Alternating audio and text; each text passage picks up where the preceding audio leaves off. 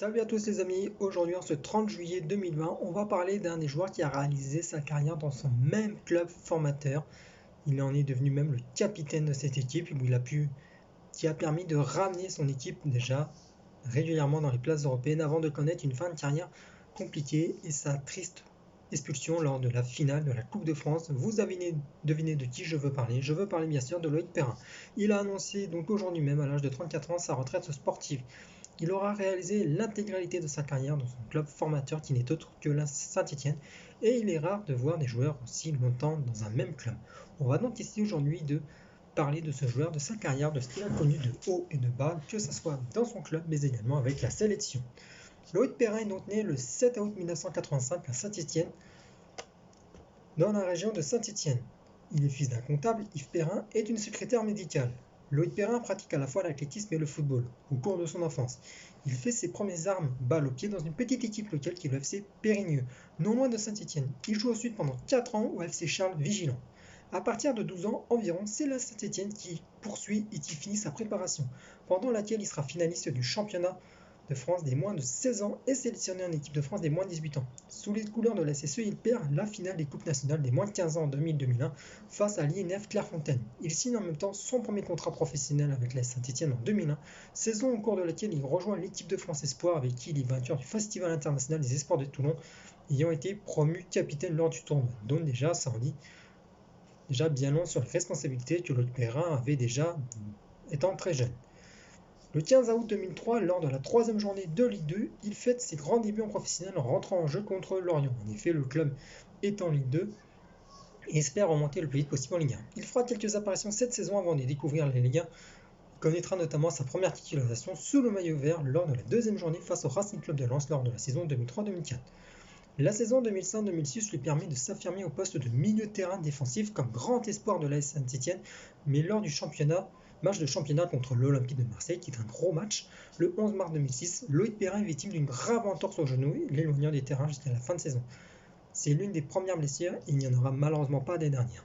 À partir de la saison, il ne reprendra donc malheureusement sa place qu'en mars 2007, alors qu'il n'a en fait lors de la saison 2006-2007, la saison n'est même pas commencée lorsqu'il se rompt le 15 juillet 2006 les ligaments croisés du genou. Donc la saison est pratiquement morte pour lui, il ne reviendra qu'en mars 2007 et il se fait ses ligaments lors d'un match de préparation contre le Racing Club de Lens. Triste quand même. À partir de la saison 2007-2008, il est quand même reconverti au poste de défenseur latéral droit par Laurent Rosset et il devient même le capitaine des Verts suite au départ de Julien Sablé au Racing Club de Lens. Mais il connaît entre janvier 2008 et mars 2009 des problèmes physiques récurrents aux ischio-jambiers, aux adducteurs, à la cuisse, qui vont l'éloigner malheureusement régulièrement des terrains. Durant l'automne 2008, il disputera tout de même les matchs de Coupe d'Europe à laquelle la Saint-Étienne s'est qualifiée.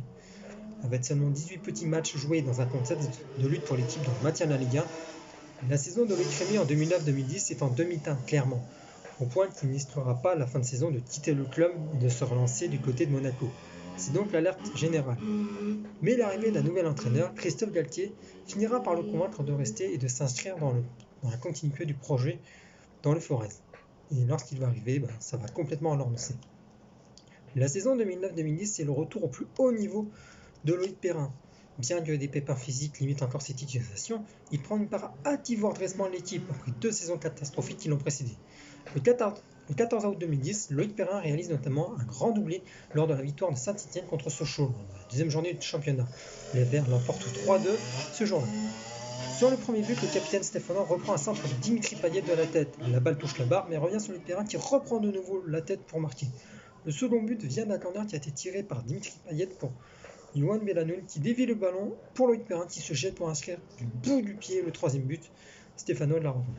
Alors que le club se redresse tout doucement, sa saison 2011-2012 débute encore malheureusement mal. Le 31 août 2011, en Coupe de la Ligue face aux Girondins de Bordeaux, il est encore une nouvelle fois victime d'une rupture des ligaments croisés. Il est carrément disponible pour une durée de 6 mois. Cette deuxième grave blessure fait suite à une longue série de problèmes physiques qui l'ont gâché une bonne partie du début de la carrière de ce joueur. Très apprécié du public stéphanois notamment. Le journal L'équipe du 31 mars 2012 comptabilisera d'ailleurs 13 blessures en 6 ans depuis l'entorse contractée au genou le 11 mars 2006. Ça fait quand même beaucoup, mine de rien. Il fera néanmoins son retour sur les terrains le 31 mars 2012 lors de la rencontre comptant pour la 30e journée de Ligue 1 face à l'OGC Nice en remplaçant Laurent Battels à la 64e minute de jeu. Néanmoins, lors de la saison 2012-2013 sera finalement celle de la consécration, reconvertie au poste de défenseur central par Christophe Galtier, un poste qui est moins exposé en termes d'efforts musculaires intenses.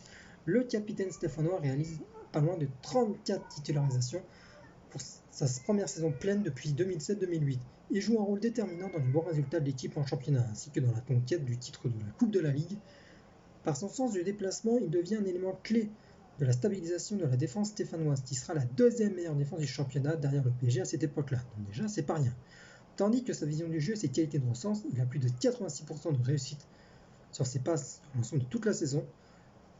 Ça va permettre à l'équipe de se projeter très rapidement en attaque. Le 25 avril d'ailleurs 2013, Loïc Perrin va prolonger son contrat dans le club forezin jusqu'en 2016. Donc ça en est déjà très long sur la carrière du joueur qui pour l'instant n'est pas décidé à partir. Ça c'est clair et net, on le voit clairement impliqué dans le projet. Le 24 novembre 2013, lors de la rencontre l'opposant Saint-Etienne à Nice, il participe à son 200e match de Ligue 1. C'est quand même quelque chose d'important. Son état d'esprit a été récompensé par le Ballon d'eau frais 2013, distinction qui récompense le bon état d'esprit d'un joueur. On peut aussi noter son grand fair play. En effet, à ce jour-là, le défenseur des Fers n'a pris qu'un seul carton rouge durant toute sa carrière professionnelle. Malheureusement, avant celui de la finale de la Coupe de France qui s'est joué là dans les jours qui ont venu. Il a pris part à plus de 300 matchs de compétition confondues à cette époque-là, chose rare pour un joueur ayant essentiellement joué à des postes défensifs. Il se voit récompensé également de sa saison 2013-2014 en étant élu dans l'équipe type de la Ligue 1, à l'occasion des trophées UNFP 2014. Et en plus, il fait partie des 7 réservistes retenus par Didier Deschamps pour disputer la Coupe du Monde 2014 au Brésil avec l'équipe de France. Le 6 novembre 2014, il est même convoqué par Didier Deschamps pour les matchs amicaux contre l'Albanie et la Suède, mais malheureusement n'entre pas en jeu. En novembre 2015, Loïc Perrin est de nouveau convoqué chez les Bleus suite au forfait de Mamadou Sakho en vue des 2 matchs amicaux contre l'Allemagne et l'Angleterre. C'est lors même de cette rencontre face à l'équipe de la Mannschaft au Stade de France le 13 novembre que Loïc Perrin va rentrer en jeu. Que différents attentats sont perpétrés plus tôt en Ile-de-France, l'enceinte sportive étant d'ailleurs pris pour cible. Un hommage d'ailleurs sera rendu lors du match contre l'Angleterre. Et lors de la saison 2017-2018, Loïc Perrin joue 28 matchs, dont 28 titulaires. Il délivra même une passe décisive pour Gabriel Silva face au Stade Rennais. Mais on sent clairement que la forme des Stéphanois commence à baisser de plus en plus. D'ailleurs, les statistiques pour Loïc Perrin ne mentent pas. Même s'il joue encore régulièrement, il ne prendra encore pas. Plus de 31 matchs lors de la saison 2018-2019, les derniers résultats de Saint-Etienne inquiétaient la saison 2019-2020 et malheureusement la saison peut-être de trop. En effet, l'équipe est à la ramasse complètement offensivement comme défensivement.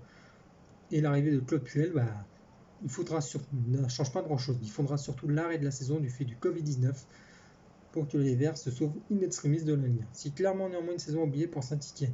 Mais il reste encore un match à jouer, le match de la finale de la Coupe de France. En effet, lorsque la saison 2019-2020 est donc arrêtée en raison de la pandémie Covid-19, Saint-Etienne s'est néanmoins qualifié pour la finale de la Coupe de France. Malheureusement, il va se distinguer contre le PSG de façon pas de la meilleure des manières. On espérait tous une meilleure fin. En effet, il prend un rouge suite à un tacle appuyé en retard sur Kylian Mbappé.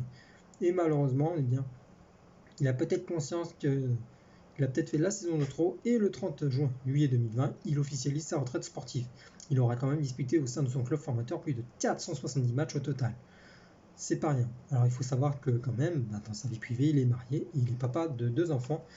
Mais si on regarde ses statistiques, eh bien on voit qu'il est régulièrement resté depuis la saison 2012-2013 dans une fenêtre entre 25 et 35 matchs. Bon, c'est quand même pas rien, mine de rien. Certes, il a eu un petit coup de mou entre la saison 2008-2009 et 2009-2010, mais aussi lors de la saison 2011-2012. On voit que sur l'ensemble de sa carrière, il a eu quelques saisons très compliquées. Mais c'est un joueur qui a su toujours rester présent, quoi qu'il arrive, dans les bons comme dans les pires moments avec le club floresien. Et ça force clairement le respect pour un joueur qui aura quand même beaucoup donné pour son club formateur. D'ailleurs, pourrait même intégrer prochainement le futur organigramme du club de Saint-Etienne. Alors, son palmarès, il n'est pas rempli, mais ce que je retiendrai surtout, c'est son caractère, son état d'esprit et surtout son fair play. Quand on regarde ses trophées, il en a 3. Il a celui de Ligue 2 en 2004, celui de la Coupe de la Ligue en 2013 et il est finaliste de la Coupe de France 2020. Il est bien sûr vainqueur du Tour de Toulon en 2005 et international espoir à 4 sélections avec l'équipe de France Espoir. Mais surtout, c'est ses distinctions personnelles que je vais retenir. Membre de l'équipe type de la saison 2001, 2013, 2014 au trophée UNFP et meilleur joueur stéphanois de la saison 2016-2017 par les supporters stéphanois. Donc, Alors après, si on peut faire également sur ces quelques repères, il marque son premier but en Ligue 1 le 14 août 2004 contre Lens lorsque Saint-Étienne se déplace au stade Bollard pour gagner 3-0. C'est son premier match. Et son premier but en Ligue 1, ça interviendra un peu plus tard, le 1er octobre 2005, contre le Mans, 3-0. Et lors de la victoire en finale de la Coupe de la Ligue le 20 avril 2013, Claude Perrin est le premier capitaine de Saint-Étienne à brandir un trophée en Coupe nationale depuis 1977. Ça en dit clairement non sur l'état d'esprit et surtout la régularité de ce joueur qui aura quand même eu malheureusement quelques problèmes physiques qui l'auront un peu embêté pendant sa carrière professionnelle.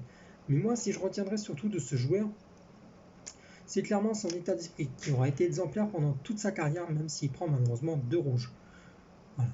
Un peu triste, mais c'est vraiment un joueur qui aura eu un état d'esprit irréprochable et toujours professionnel.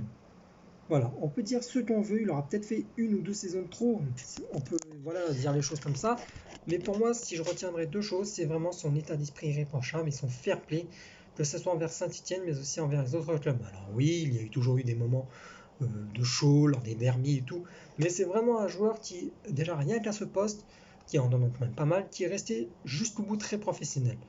Voilà, donc allez-y, donnez vos avis, mais surtout, voilà, il faut essayer de rester dans le contexte d'esprit. Alors, je sais de faire un message et de dire ouais, mais Alex, il a vraiment bousillé Mbappé, il nous l'a pris pour prendre. Oui, ok, mais ça fait partie du jeu, malheureusement. Imaginez qu'il ne taclait pas Mbappé, ça faisait peut-être 2-0, même si Jesse Moulin ce soir-là fait un match extraordinaire.